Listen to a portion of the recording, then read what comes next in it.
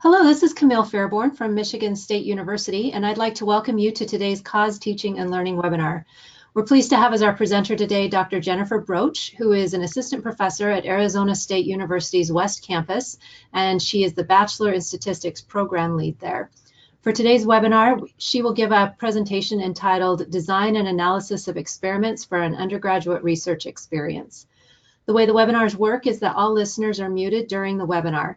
You can ask questions at any time by typing them into the questions box. We'll be sure to ask those questions towards the end and give the presenter a chance to respond. You can also use the chat box if you're having any technical questions. At this point, I'll turn things over to Dr. Broatch. Jennifer, go ahead. Thank you so much for that introduction. I appreciate it. And thank you all in the audience for coming and attending the webinar. I'm really excited about this project, and I hope that you will be able to get something out of it. So I'm going to be talking about the design and analysis of experiments for an undergraduate research experience. And this experience is really kind of founded because we have an NSF grant that's for these cures. And these cures are a little bit more familiar with familiar to the science faculty, and they're course-based undergraduate research experiences. And they're becoming really a lot more popular with the project-based learning movement and it's very popular with the NSF, and we're actually have even gotten them down to the community colleges where we are. And these courses are full research experiences where, and in our cures, they have students from all across our campus.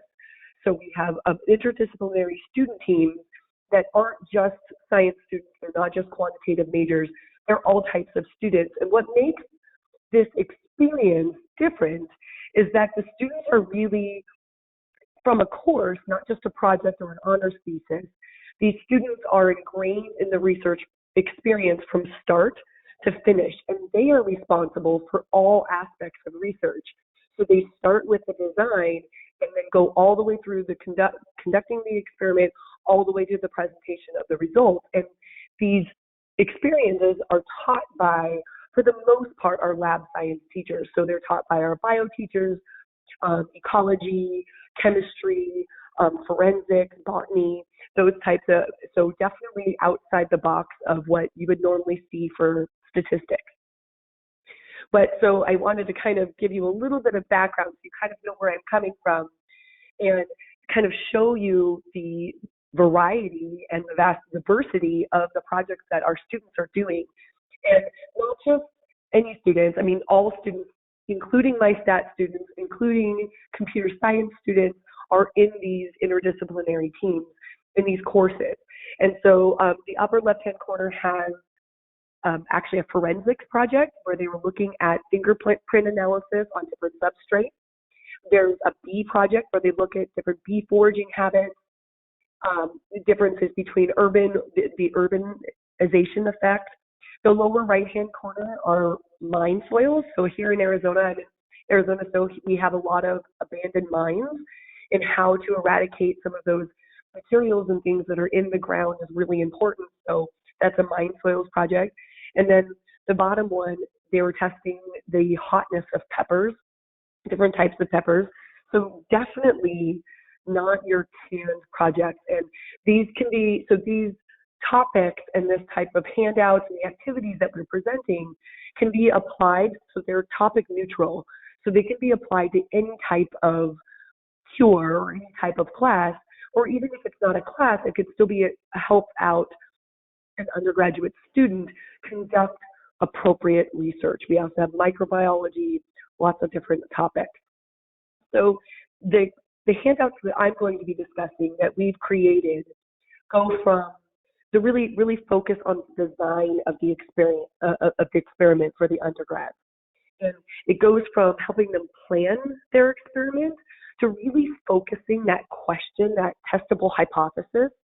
And so these activities and the coordinating materials, which I have posted, I have them all posted in addition to my slides. So I have them all posted, and the link is at the very end. So you'll have access to all of these. Kind of walk them through these materials, walk both the students and the instructor, because these are also materials for the instructors teaching the class, because so often we know our colleagues even don't have a background in design or statistics even. And so helping them help their students as well has been a really huge step in the right direction for all of our students. So we go from hypothesis and variable identification to the experimental design, to the actual experiment and how they collect their data, and then the analysis and conclusions that could come from those.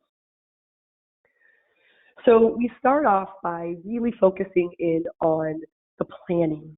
And about 80%, so Doug Montgomery is one of the foremost design experts, and he happens to be at Arizona State University.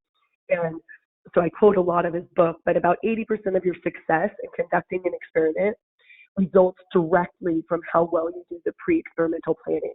So we really try to emphasize to our students and to the instructors that they have to really consider the entire spectrum of their before they actually jump into an experiment, because jumping into an experiment isn't going to result in the right kind of data. And we know that, but they don't quite yet. So we really want them to think critically and think statistically. They don't quite know it yet, but they are thinking statistically about their research, thinking about variability, thinking about other things that affect their research. And so the handout starts with this circular kind of description where we talk about what are you trying to learn. And these students have already done literature reviews. They've worked on finding out what's already been done, and then coming up with a question of their own, because they're actually going to do the research. So we have them formulate a question, and then we have them do the other two boxes in tandem all together, and to identify that dependent variable that we want them to identify, and how would you critically measure your testable question. And then the choice and identification of design factors. What are you going to vary? What are you going to change in your research? What do you want to test? And what are you going to compare it to? So we guide them through these questions and really having them think critically about these questions as they define their testable question. So even the handout has them start out with the question, go through the variable identification, and then revisit the question with a little bit more detail, thinking about the details that you have come up with throughout the activity. So part of the activity with the variable and factor identification asks them to figure out what factors influences. Like I said, these are just snippets of the full handout, but I want to touch at the key points.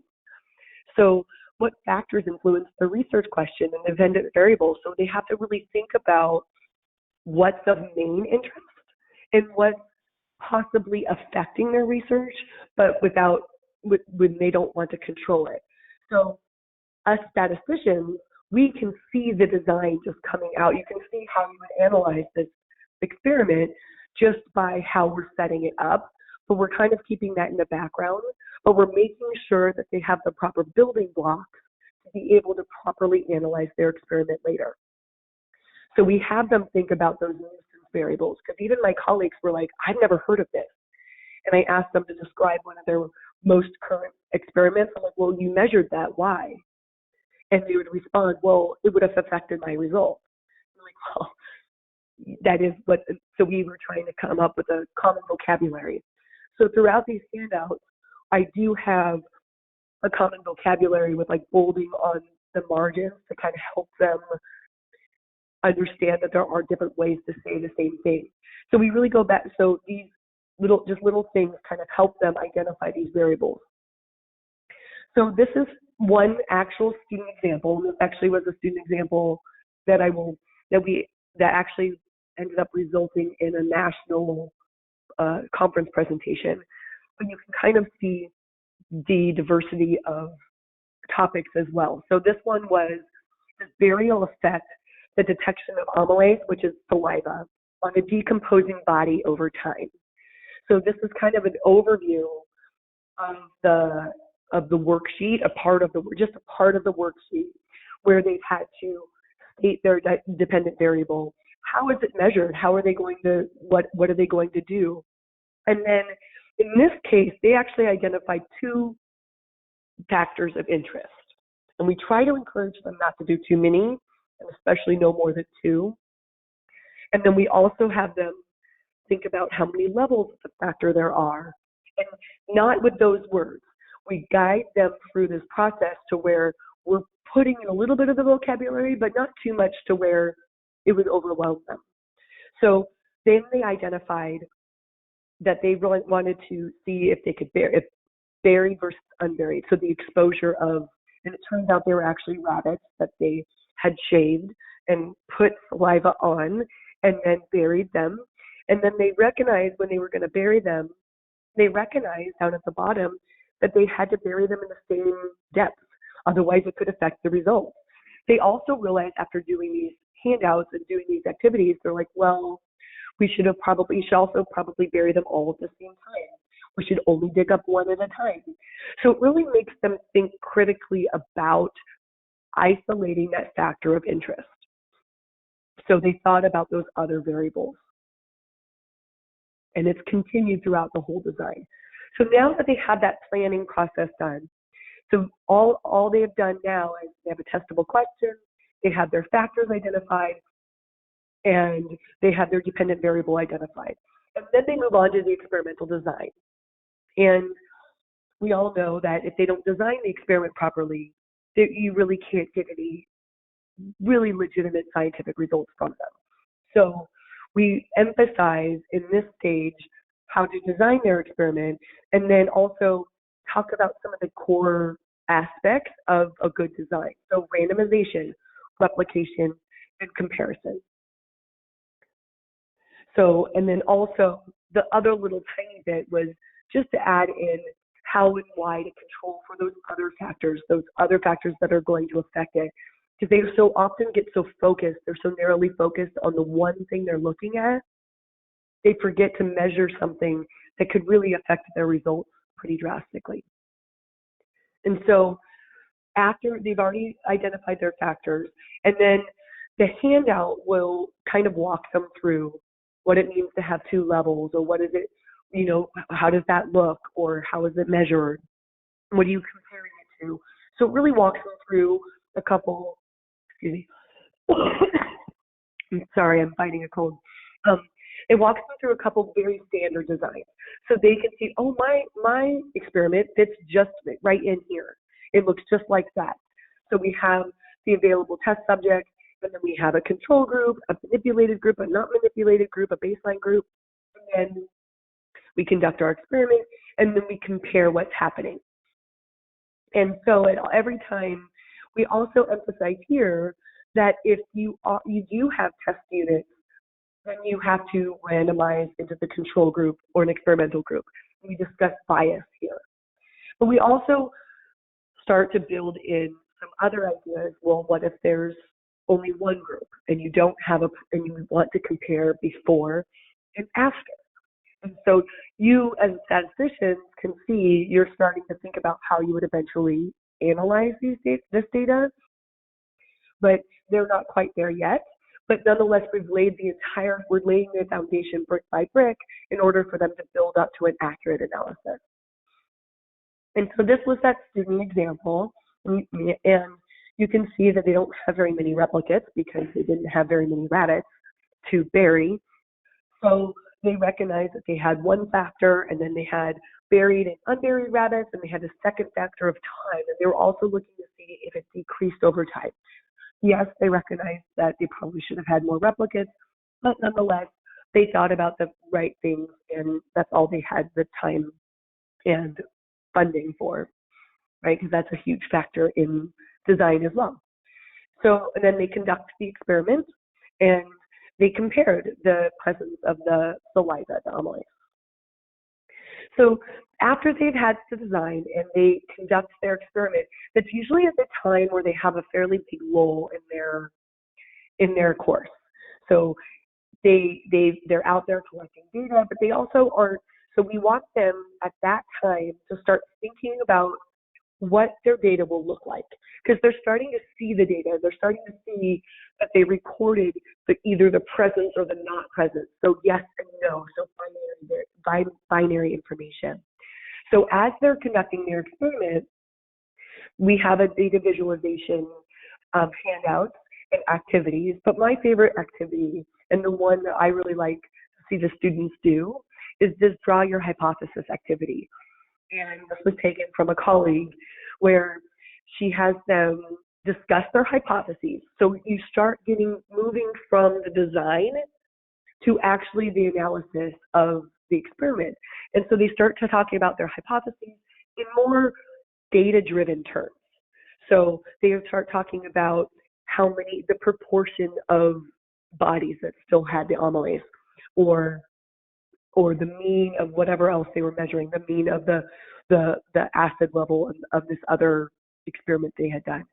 So that's where they start thinking about their hypotheses. And so this one is draw your own hypothesis. So draw your hypothesis. So what will your data look like if your hypothesis is not disproven? So let's say what will it look like if the body has the presence of saliva over time? What will it look like if it's not? So that one is kind of simple because it only has 10 data points with some other things. But if you think about microbiologists use heat maps, or there are other visualization tools that are presented in the data visualization. You're not just super basic. So you really start getting them to think about what tools are used, what tools would be most appropriate for my design. So then they actually sketch out these hypotheses, and then they swap drawings. And based on their feedback, they can modify their drawing, or they can discuss that. And throughout these activities, there's a graphic rubric that helps them assess other people's drawings, assess their own drawings, assess the visualization in the literature, things like that. So all of those things are available, where they talk about, is this the appropriate type of graph? Is it labeled correctly? Things that they should really be thinking critically of when they're doing their visualization. It helps to see both good and bad visualization in their practice. So then finally, once they have done all of these things, they've drawn their hypotheses, they have this data-driven statistical analysis. So really, truly, by this time, we've laid every single brick up to the fact that they can very easily conduct a statistical analysis at this point. Most things are thought about and considered prior to this, and especially with the data visualization kind of piece in the center, they really start thinking about what their data will look like. So, and then the last piece is just simply to discuss what type of variable do you have, and a miniature discussion of, well, analyses change based upon whether you have a yes/no response, or whether you have a numbered response, a quantitative versus qualitative type responses. And so we provide an overview of what the designs that they've already seen, what those would look like in analysis. It's also like a series of flowcharts. The flowcharts seem to get a little cumbersome, so I try to give as many there's the few basic examples that really cover 95% of what the students have been doing over the last 3 years. And it also teaches them how to make appropriate conclusions based upon either an observational study or a designed experiment. There's a mini discussion on how you can use randomization methods and not care about some of the parametric methods, but that confused some of my colleagues, so we kind of backed away from that just a little bit, and we're kind of where they're just basic statistical tests, ANOVA and COVA, logistic regression, basic regression, chi-square tests, both of those effects. So what I wanted to bring it all together and talk about the lessons that we learned in doing this, because like I said, this is an NSF grant, and we were part of what our dissemination was, and what we promised are these materials that can really help any science teacher any teacher really teach the undergraduate experience. Also, it would help people mentoring students on their undergraduate research, just to give them handouts, just to give them information on how to formulate different aspects of the research from the very beginning to the very end. And so, excuse me. One of the lessons, the huge lessons that we learned were the terminology differences. I always used the word response variable. And finally, my colleague stopped me and said, I have absolutely no clue what you're talking about. So we recognized that there were some vocabulary issues that the science students didn't have. And the other thing that we did was we really forced these interdisciplinary teams to work together. So I made my stats students, not me personally, but we forced our statistics students, our computer science students, and our biology students to not just be the biologists. Because when you go to the real world, sometimes you all play a role. And we didn't want them just to play a niche role. We wanted them to be a part and do every aspect of the project. And we didn't want just our stat students just to run the numbers at the end. And so there's a vast variety of experiences in the instructors that have taught the class, from master's level statistics. None of our PhD statistics, like regular teachers, taught this particular course, because in fact we're actually not lab certified yet. So once we do that, then maybe we could help out. And then the other thing is the more advanced concepts really aren't necessary. I tried blocking and all these other ideas, and I do introduce blocking, but as an optional material.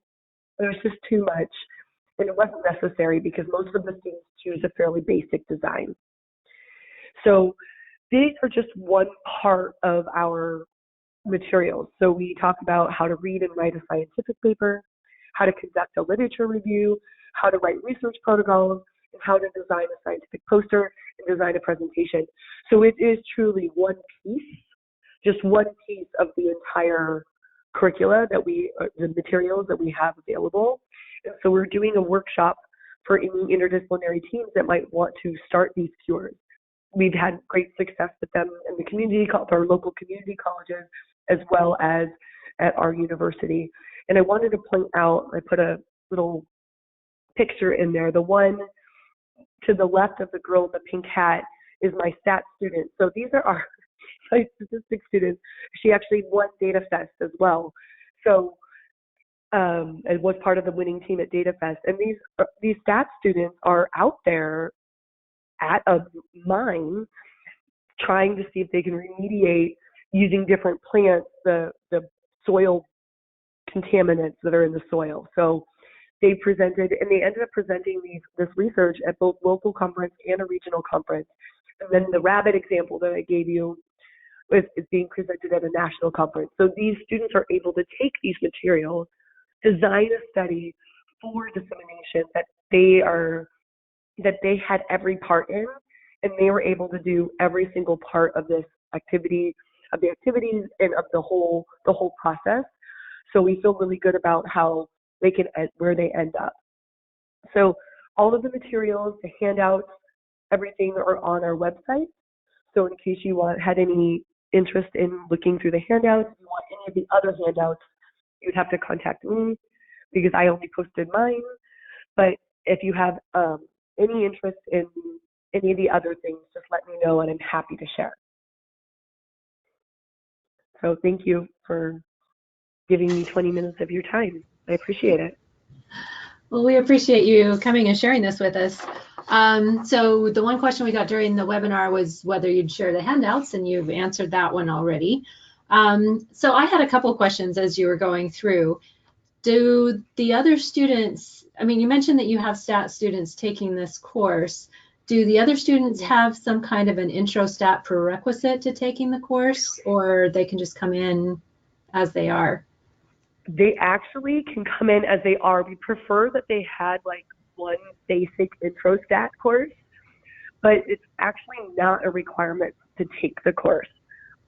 So that's why it is actually super basic and super introductory. And it's Mhm. funny because even some of my colleagues that actually teach the class haven't taken a stat class since they were a freshman as an undergrad.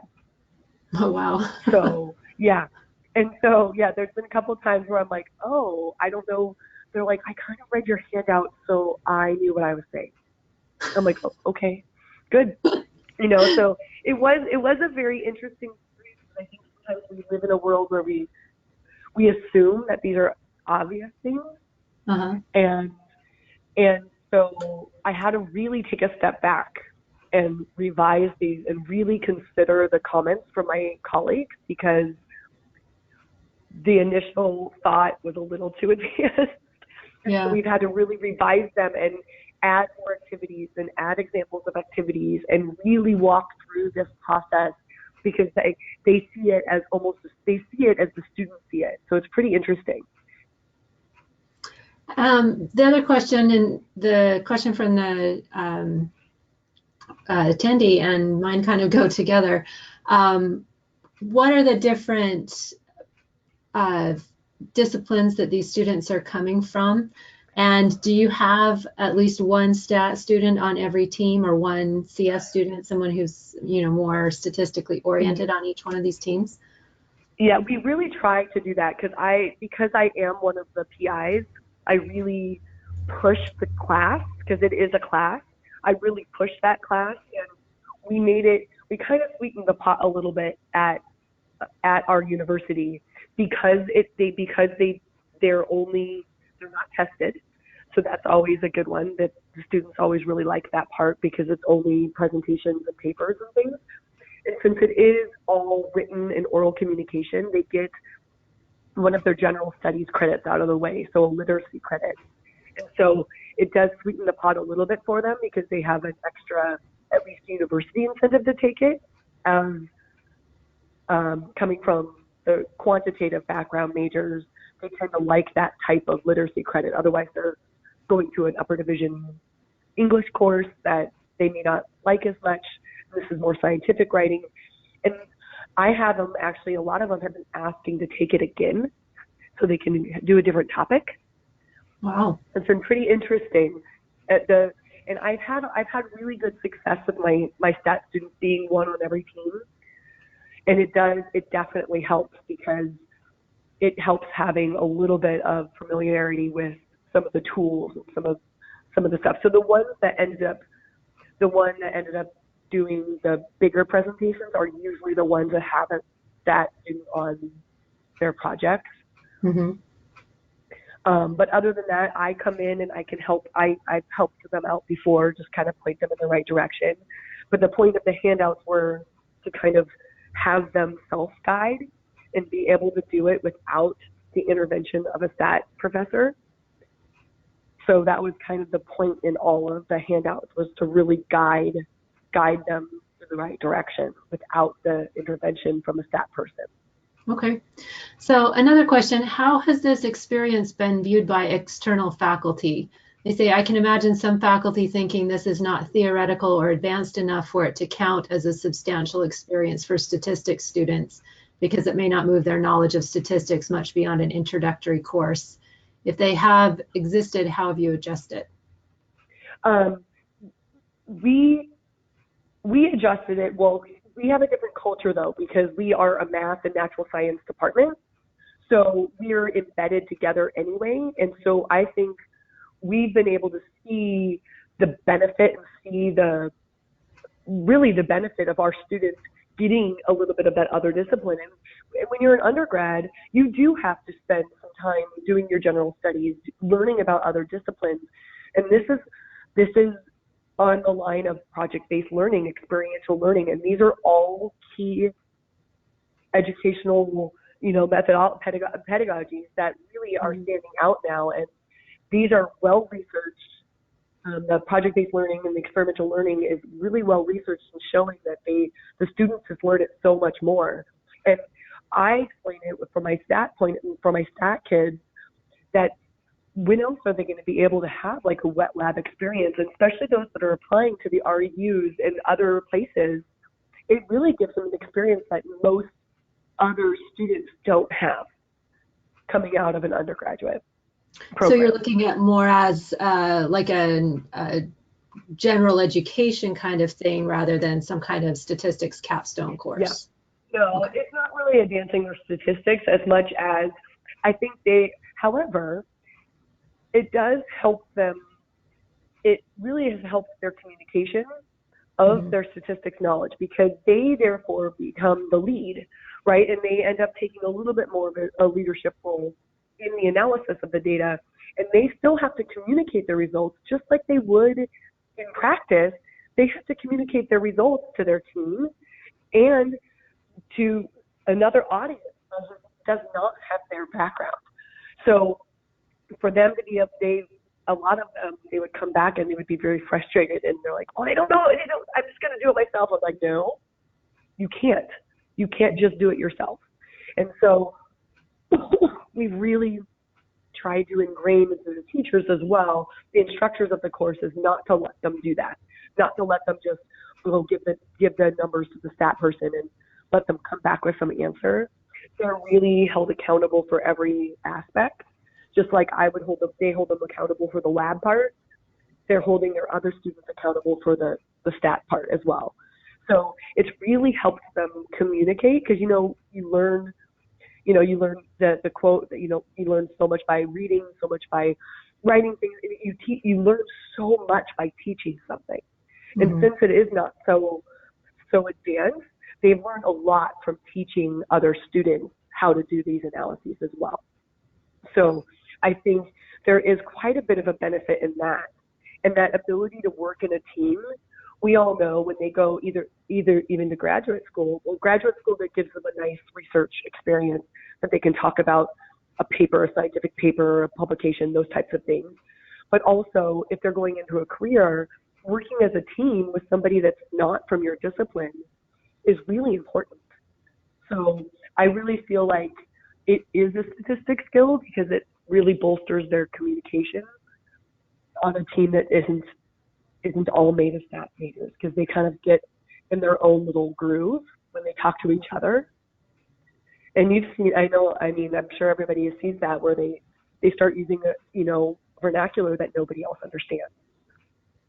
So at least this forces them to really think about what other people understand. So that's how we've seen it. Well, this is very interesting, and it sounds like you've had a lot of success with it. And so thank you very much for sharing it with us. Absolutely. Thanks to all of you for attending and for your good questions. We don't have any more webinars scheduled for this year, so I hope everyone has a good end of the semester and end of the year, and we'll be posting more information about upcoming webinars on the CAUSE website starting in 2019. So thanks again to Jennifer and to all of you, and have a really great day. Thank you.